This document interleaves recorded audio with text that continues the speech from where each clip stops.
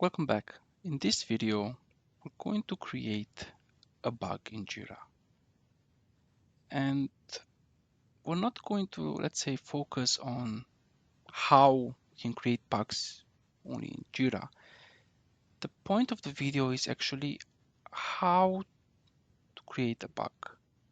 What information does a bug need to have? This can be used in JIRA or in any other issue tracker. But let's do this in JIRA. So in order to create a bug, we just go to create, or we type C. We select our project where we want to create the bug. We select the issue type as bug. And from this point, we need to provide as much information as possible so that the issue or the bug is easy to reproduce. So I have here a small sample bug report. Some of this information is already filled in by JIRA for us. So let's go over this bug report. So the name needs to be very clear. Let me just copy this name from here and go back to JIRA. So the name, we will add this name to our summary. The reporter of the issue is the person who's creating the bug. This is automatically done by JIRA.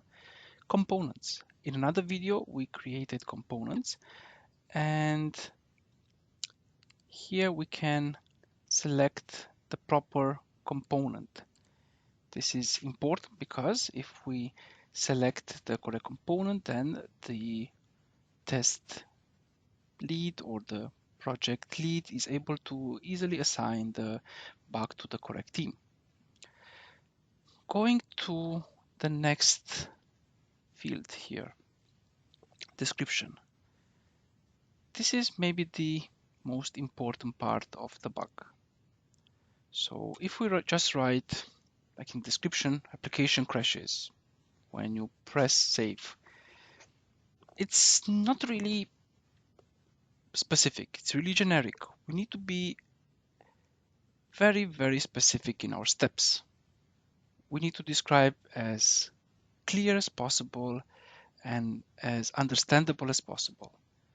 We cannot make here any assumptions. So let's just copy from here the steps to reproduce. And as stated also in the document, it's also good to maybe provide a few extra information in the description, even though we are repeating ourselves a little bit, that we have the description in the description, but it's good, well, if it doesn't hurt to have, let's say, a little bit of context. So the steps need to be as clear as possible. And extra for the steps, what we would need is, in case we have them, of course, always provide attachments or even videos. So let's see, here we have the attach logs. Let's just add a file.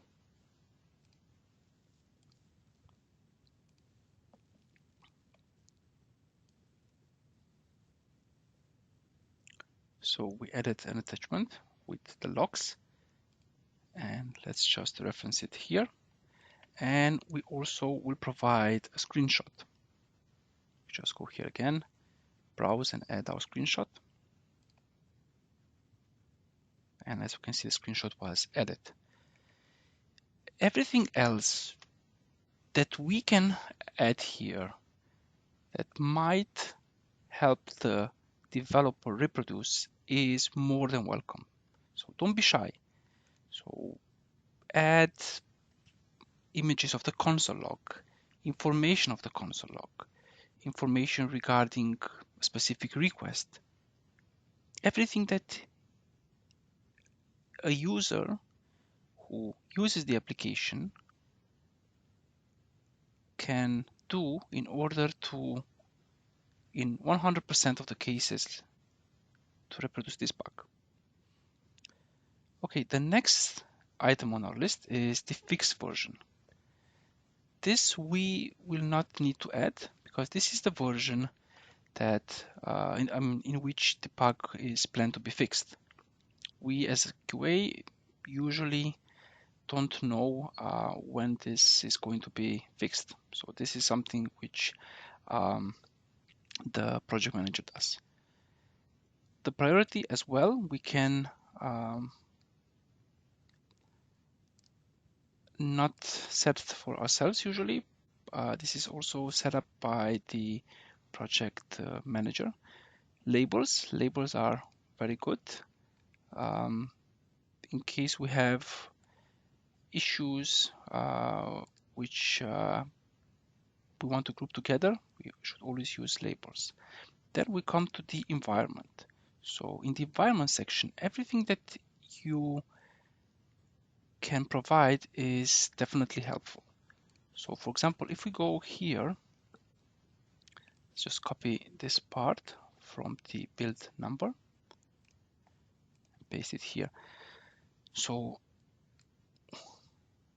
the build number is more than welcome. So it's almost mandatory, I would say, for me at least. So we need to provide in the environment the build number of the build that we are testing,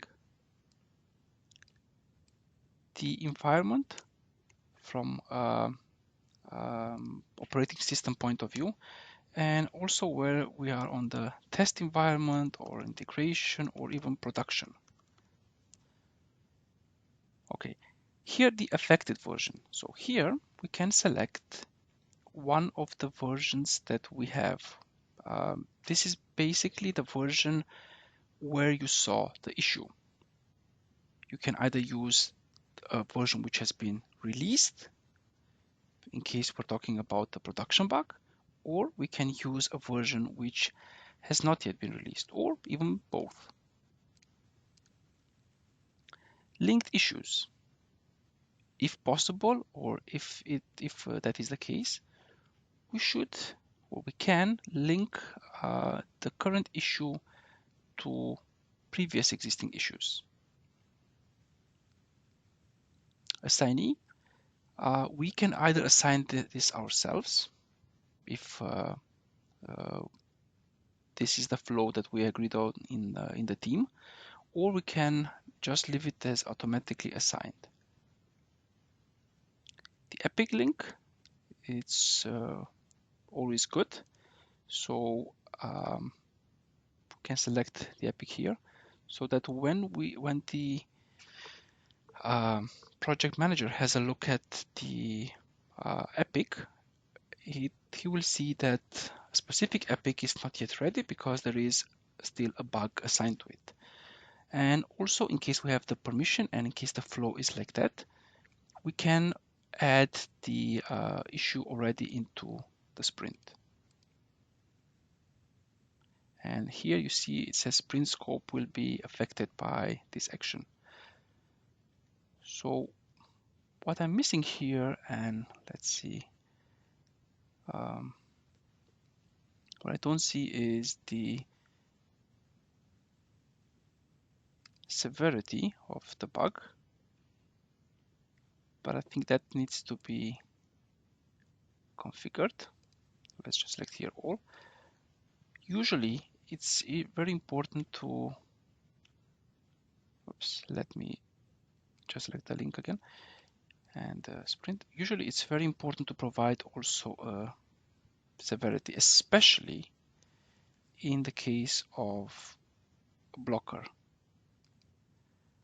Okay, let me just write this one here again because